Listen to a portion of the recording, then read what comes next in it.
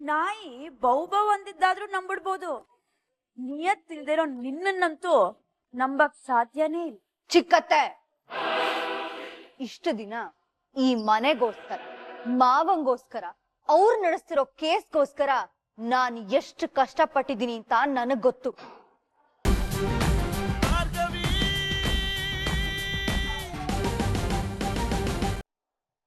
ಬೃಂದ, ನಾನೊಂದ್ ಕತೆ ಹೇಳ್ತೀನಿ, ಕೇಳಿಸ್ಕೊತೀಯಾ? ಈಗ ಮನೇಲಿ ನಡೀತಿರೋ ಕತೆನೆ ಸಾಲ್ದ, ನೀವ್ ಇನ್ನೊಂದ್ ಕತೆ ಬೇರೆ ಹೇಳ್ಬೇಕಾ? ಕೇಳ್ದಿದ್ರೆ ನೀವೆಲ್ ಬಿಡ್ತೀರಾ? ಮುಂದುವರ್ಸಿ. ಒಂದು ಚಾಕ್ಲೇಟ್ ಡಬ್ಬ ಇರುತ್ತೆ. ಒಂದ್ ಹುಡುಗಿ ಆಸೆಯಿಂದ ಆ ಡಬ್ಬದೊಳಗೆ ಕೈ ಹಾಕಿ ಮುಷ್ಟಿ ಪೂರ್ತಿ ಚಾಕ್ಲೇಟ್ ತಗೋತ. ಇನ್ನೂ ಆಸೆ ಆಗತ್ತೆ, ಇನ್ನೂ ಒಂದ್ ಕೈ ಆ ಡಬ್ಬದೊಳಗೆ ಹಾಕ್ತಾಳೆ. ಆ ಮುಷ್ಟಿ ಪೂರ್ತಿನೂ ಚಾಕ್ಲೇಟ್ ತಗೋತಾಳೆ.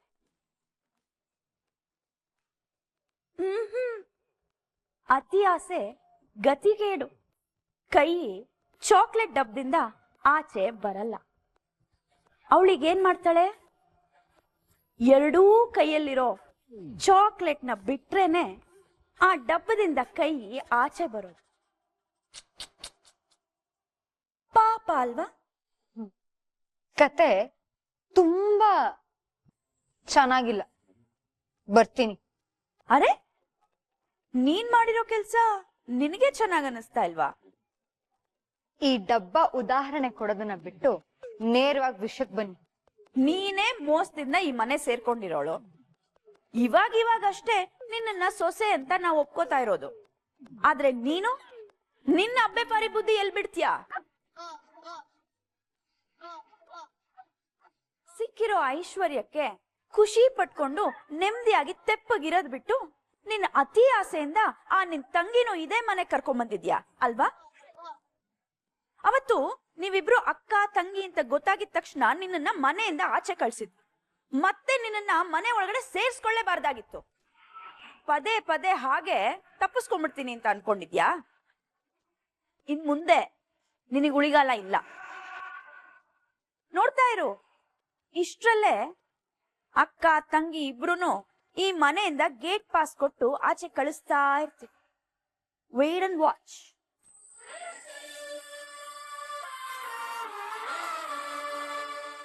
ಏನು ಹಾಗೆ ನೋಡ್ತಾ ಇದ್ಯಾ? ನಿಜ ಹೇಳಿದ ತಕ್ಷಣ ಉರಿತಾ ಇದ್ಯಾ? ನಿನಗೆ ಹೇಳ್ತಿರೋದು. ಏನ್ ಗುರಾಯಿಸ್ತಾ ಇದ್ಯಾ? ಗುರಾಯಿಸಿದ್ರೆ ಕಣ್ ಕಿತ್ಬಿಡ್ತೀನಿ.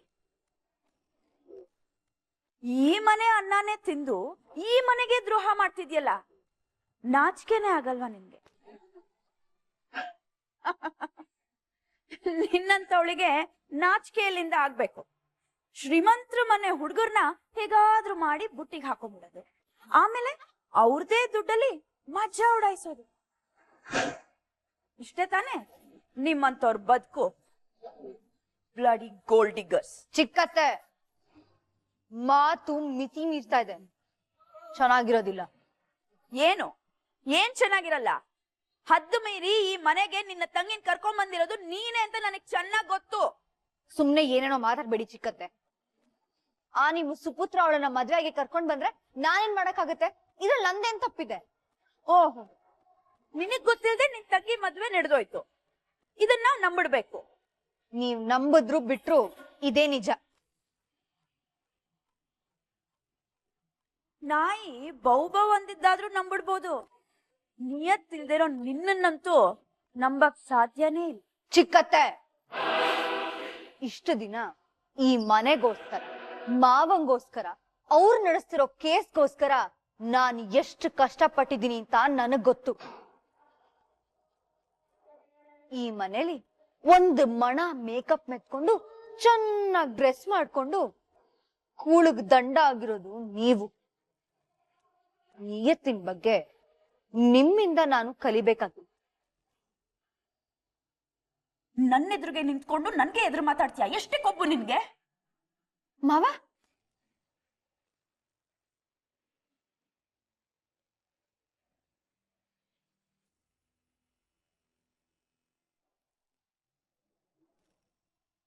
ಅಂದ್ರೆ ನಿಮ್ಮಪ್ಪ ಒಪ್ಕೊಂಡ್ಬಿಟ್ರೆ ಸಾಕ? ಕೋರ್ಟಲ್ಲೂ ಅವರೇ ಸರ್ವಾಧಿಕಾರಿ, ಮನೇಲೂ ಅವರೇ ಸರ್ವಾಧಿಕಾರಿ. ಆದ್ರೆ ನನ್ನ ಜೀವನದಲ್ಲಿ ನಿರ್ಧಾರ ತಗೊಳ್ಳೋ ಹಕ್ಕನ್ನ ನಾನು ಯಾರಿಗೂ ಕೊಟ್ಟಿಲ್ಲ. ನಾನು ಅವ್ರನ್ನ ಕಂಡ್ರೆ ಉರ್ದು ಬೀಳ್ತೀನಿ ಅಂತ ನಿಮಗೆ ಗೊತ್ತಿತ್ತು ತಾನೆ. ಮತ್ ಯಾಕ್ರಿ ನನ್ನ ಹತ್ರ ಸುಳ್ಳು ಹೇಳಿದ್ರಿ? ಯಾಕೆ ವಿಷಯನ ಮುಚ್ಚಿಟ್ಟು ನನಗೆ ಮೋಸ ಮಾಡಿದ್ರಿ? ಅಯ್ಯೋ ಭಾರ್ಗವಿ, ನಿಮಗ್ ಮೋಸ ಮಾಡೋ ಉದ್ದೇಶ ನನಗಿರ್ಲಿಲ್ಲ. ನಿಮ್ ಪರಿಚಯ ಆದಾಗ, ನಿಮ್ಮೇಲ್ ಪ್ರೀತಿ ಆದಾಗ, ನನ್ನ ಪ್ರೀತಿನ ನಿಮ್ಮ ಹತ್ರ ಹೇಳ್ಕೊಳ್ಳುವಾಗ ನೀವೇ ನನ್ನ ಡ್ಯಾಡ್ ವಿರುದ್ಧ ನಿಂತಿರೋ ಲಾಯರ್ ಅಂತ ನನಗ್ ಗೊತ್ತಿರಲಿಲ್ಲ ಭಾರ್ಗವಿ.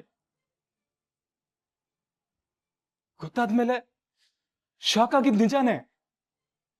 ನಿಮ್ಮನ್ನ ಪ್ರೀತಿಸ್ತೆ ದೂರ ಇರೋಕೆ ಅದು ಎಷ್ಟು ಪ್ರಯತ್ನ ಪಟ್ಲೆ ಗೊತ್ತಾ? ಆದ್ರೆ ಅದ್ ನನ್ನ ಕೈಯಲ್ಲಿ ಸಾಧ್ಯ ಆಗ್ಲಿಲ್ಲ. ಅವತ್ ನೀವು ಪ್ರಪೋಸ್ ಮಾಡಿದ್ರಲ್ಲ, ಅವತ್ತೂ ನಾನು JP ಪಾಟೀಲ್ ಮಗ ಅಂತ ಹೇಳಕ್ ಪ್ರಯತ್ನ ಪಟ್ಟೆ. ಆದ್ರೆ ನಾನ್ JP ಅನ್ನೋಷ್ಟರಲ್ಲಿ ನೀವು ಅಪಾರ್ಥ ಮಾಡ್ಕೊಂಡು ಸಿಟ್ ಮಾಡ್ಕೊಂಡ್ರಿ. ಆಮೇಲೆ ನಿಜ ಹೇಳಿದ್ರೆ ನೀವು ನನ್ನ ಬಿಟ್ಟು ಹೋಗ್ತೀರ ಅನ್ನೋ ಭಯ ನನ್ ಬಾಯಿನ ಕಟ್ಟಾಕ್ತು ಭಾರ್ಗವಿ. ಈ ಕೇಸಲ್ಲಿ ನೀವೇ ಗೆಲ್ತೀರಾ, ಸಂಧ್ಯಾಗ್ ನ್ಯಾಯ ಸಿಗತ್ತೆ ಅನ್ನೋ ಭರವಸೆಯಲ್ಲಿ ಅದೇ ದಿನ ನಿಮ್ಗೆಲ್ಲ ಸತ್ಯನೂ ಹೇಳ್ಬೇಕು ಅಂತ ಅನ್ಕೊಂಡೆ. ಮನೆಯವರು ಡ್ಯಾಡ್ ಯಾರೇ ಒಪ್ಪಿಲ್ಲ ಅಂತಂದ್ರು ನಾನ್ ಮಾತ್ರ ನಿಮ್ ಪರವಾಗಿ ನಿಲ್ಬೇಕು ಅಂತ ಅನ್ಕೊಂಡಿದ್ದೆ. ಆದ್ರೆ ಅಷ್ಟ್ರಲ್ಲಿ ಏನೇನೋ ನಡೆದೋಯ್ತು. ನಿಮ್ಮನೇಲೂ ವಿಷಯ ಗೊತ್ತಾಯ್ತು. ನಾವು ಮನೆಯಿಂದ ಆಚೆ ಬಂದ ತಕ್ಷಣ ವಿಷಯ ಹೇಳಿದಿದ್ರೆ ನೀವು ನನ್ನ ಬಿಟ್ಟು ಹೋಗ್ತೀರಾ ಅಂತ ನನಗ್ ಭಯ ಆಯ್ತು. ಇವಾಗ ನೀವು ನನ್ನ ಹೆಂಡತಿ, ನಾವು ಒಬ್ರನ್ನೊಬ್ರು ಬಿಟ್ಟಿರೋಕೆ ಸಾಧ್ಯ ಇದೆಯಾ? ನೀವೇ ಹೇಳಿ. ಅದಕ್ಕೆ ನಿಮ್ಮನ್ನ ನೇರವಾಗಿ ಮನೆಗೆ ಕರ್ಕೊಂಡ್ಬಂದು ಎಲ್ರನ್ನು ಪರಿಚಯ ಮಾಡಿಸ್ದೆ. ಅಲ್ಲ, ನಿಮಗ್ ಮೋಸ ಮಾಡೋ ಉದ್ದೇಶ ಇದ್ದಿದ್ರೆ ನಾನ್ ಯಾಕೆ ಮನೆ ಕರ್ಕೊಂಡ್ ಬರ್ತಿದ್ದೆ? ಕರ್ಕೊಂಡ್ ಬಂದೆ, ಪರಿಚಯನ ಮಾಡಿಸ್ದೆ. ಅಲ್ಲಿವರೆಗೂನೆ ತಾನೆ ನಿನ್ ಮೋಸದ ಕಥೆಯಲ್ಲಿ ನಿನ್ ಪಾತ್ರ ಇದ್ದಿದ್ದು.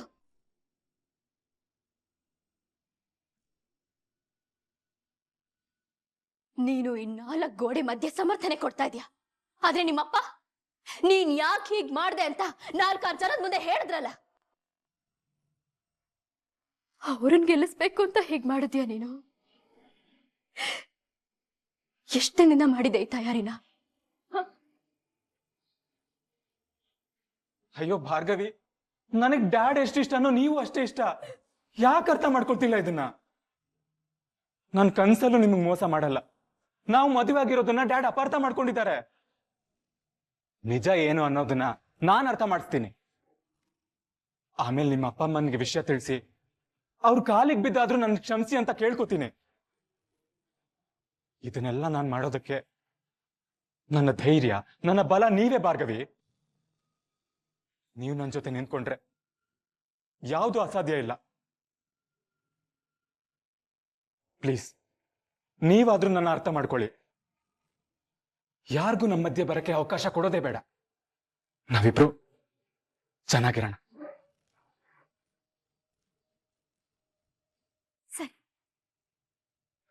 ಸರಿ, ಆದ್ರೆ ಅದಕ್ಕಿಂತ ಮುಂಚೆ ನನ್ನ ಕೆಲವೊಂದು ಪ್ರಶ್ನೆಗಳಿಗೆ ಪ್ರಾಮಾಣಿಕವಾಗಿ ಉತ್ತರ ಕೊಡಿ. ಆಮೇಲೆ ನನ್ನ ಜೀವನದ ನಿರ್ಧಾರನ ನಾನ್ ಮಾಡ್ತೀನಿ.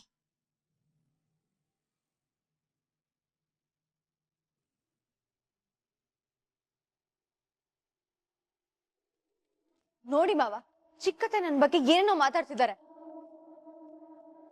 ಆ ಭಾರ್ಗವಿನ ನಾನು ಈ ಮನೆ ಕರ್ಕೊಂಡ್ ಬಂದಂತೆ.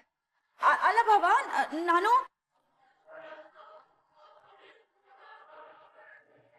ಅವಳು ಹೇಳ್ತಿರೋದ್ರಲ್ಲಿ ತಪ್ಪೇನಿದೆ?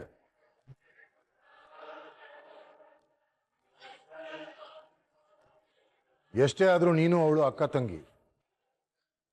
ಬೆನ್ನಕ್ ಬಿದ್ದಿರೋ ಪ್ರೀತಿ ಅಂತ ನೀನೇ ಯಾಕೆ ಪ್ಲಾನ್ ಮಾಡಿರಬಾರ್ದು? ಅವಳನ್ನ ನನ್ನ ತಂಗಿ ಅಂತ ಹೇಳ್ಬೇಡಿ ಮಾವ. ಅವಳು ನಾನು ಒಂದೇ ತಾಯಿ ಹುಟ್ಟೋರು ಅಂತ ನೆನೆಸ್ಕೊಂಡ್ರೆ ಮೈಯೆಲ್ಲ ಉರಿಯುತ್ತೆ. ಮನೆಯವರು ಯಾರ ಸಹವಾಸನೂ ಬೇಡ ಅಂತ ಎಲ್ಲಾನು ಬಿಟ್ಟು ಬಂದೆ. ಅವಳು ಆ ಮನೇಲಿ ಕಾಟ ಕೊಟ್ಟಿದ್ ಸಾಲ್ದು ಅಂತ ಇಲ್ಲು ನನ್ನ ಕಣ್ಣು ಮುಂದೆ ವಕ್ಕರ್ಸ್ಕೊಂಡಿದ್ದಾಳೆ. ವ್ಯಕ್ತಪಡಿಸದೇ ಇರೋ ಸಿಟ್ಟು ಸಿಡಿದೇ ಇದ್ರೆ ಟುಸ್ಪಟ್ ಹಾಕಿ, ಸಿಡಿದ್ರೆ ಭೂಕಂಪ ಸೃಷ್ಟಿ ಮಾಡೋ ಆಟಂ ಬಾಂಬು. ನೀನ್ ಹೀಗೆ ಅವಳು ಹಿಂದೆ ನಿಂತ್ಕೊಂಡು ಮಾತಾಡಿದ್ರೆ ಏನ್ ಪ್ರಯೋಜನನೂ ಇಲ್ಲ. ನಿನಗ್ ಧೈರ್ಯ ಇದ್ರೆ ಅವಳನ್ನ ಎದುರಿಸಿ ಈ ಮನೆಯಿಂದ ಆಚೆ ಹಾಕು ನೋಡೋಣ.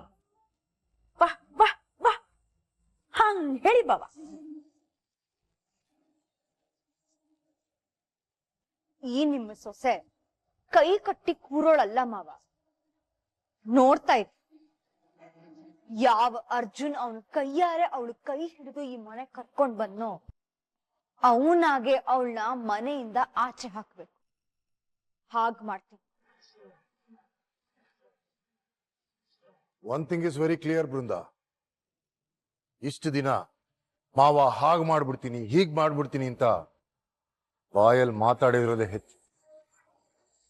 ಯಾವ ಕೆಲಸನೂ ಸರಿಯಾಗಿ ಮುಗಿಸಿ. ನಿನಗೆ ಇನ್ನೂ ಒಂದು ಚಾನ್ಸ್ ಕೊಡ್ತೀನಿ, ಪ್ರೂವ್ ಮಾಡಿ ತೋರ್ಸು, ಆಗ ನಿನ್ನನ್ನು ನಂಬು.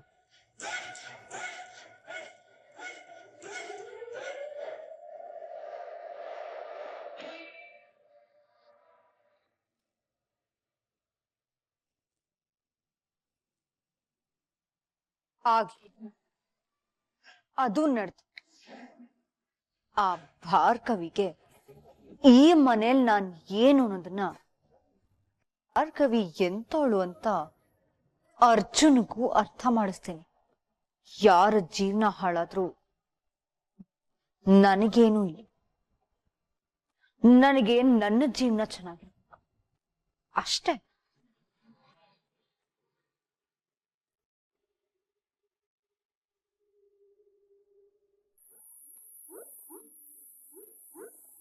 ನೀವು ನಿಮ್ ಬಗ್ಗೆ ನಿಜ ಹೇಳಿರ್ಲಿಲ್ಲ ಅನ್ನೋದನ್ನ ಪಕ್ಕಕ್ಕಿಟ್ಟು ಮಾತಾಡ್ತಾ ಇದ್ದೀನಿ. ನಮ್ಮಿಬ್ಬರ ಜೀವನದಲ್ಲಿ ನಡೆದ ದೊಡ್ಡ ಘಟನೆ ಅಂದ್ರೆ ಅದು ಸಂಧ್ಯಾ ಸಾವು.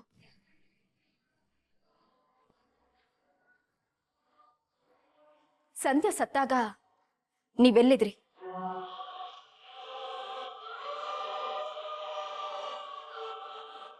ಅವಳು ತೀರ್ಕೊಂಡಿದ್ದಾಳೆ ಅಂತ ನನಗೆ ಗೊತ್ತೇ ಇರಲಿಲ್ಲ ಭಾರ್ಗವಿ. ನನ್ನ ಪ್ರಶ್ನೆ ಅದಲ್ಲ, ನೀವೆಲ್ಲಿದ್ರಿ? ನೇರವಾಗಿ ಕೋರ್ಟ್ಗೆ ಬಂದು ಸಂಧ್ಯಾಗೋಸ್ಕರ ಕಾಯ್ತಿದ್ದೆ, ಆದ್ರೆ ಅವಳು ಬರಲೇ ಇಲ್ಲ. ನನ್ನ ಫ್ರೆಂಡ್ ಫೋನು, ಸಂಧ್ಯಾ ಫೋನು, ಇಬ್ರು ಫೋನು ಸ್ವಿಚ್ ಆಫ್ ಅಂತ ಬರ್ತಾ ಇತ್ತು. ಆ ಗಾಬರಿಲಿ ಎಲ್ಲ ಕಡೆ ಹುಡುಕಿದ್ದೀನಿ, ಆದ್ರೆ ಅವಳೆಲ್ಲೂ ಸಿಗ್ಲಿಲ್ಲ. ನೀವೇ ಬಚ್ಚಿಡೋದು, ನೀವೇ ಹುಡ್ಕಾಡೋದು. ವಾ, ತುಂಬಾ ಚೆನ್ನಾಗಿದೆ. ಮದ್ವೆ ಟೈಮಲ್ಲಿ ಸಂಧ್ಯಾ ಸೇಫ್ ಆಗಿದ್ದಾಳ ಅಂತ 1000 ಸಲ ಕೇಳಿದ್ದೀನಿ. ಅವಾಗ ನೀವೇನಂದ್ರಿ? ಅವಳಿಗೇನು ತೊಂದರೆ ಆಗಲ್ಲ, ಸೇಫ್ ಆಗಿರ್ತಾಳೆ ಅಂತಂದೆ. ಸಂಧ್ಯಾ ಸೇಫ್ ಆಗಿ ಬಂದ್ಲಾ? ಅಲ್ಲ, ಒಂದ್ ನಿಮಿಷ, ನನ್ನ ಮಾತಿನ್ನು ಮುಗ್ದಿಲ್ಲ.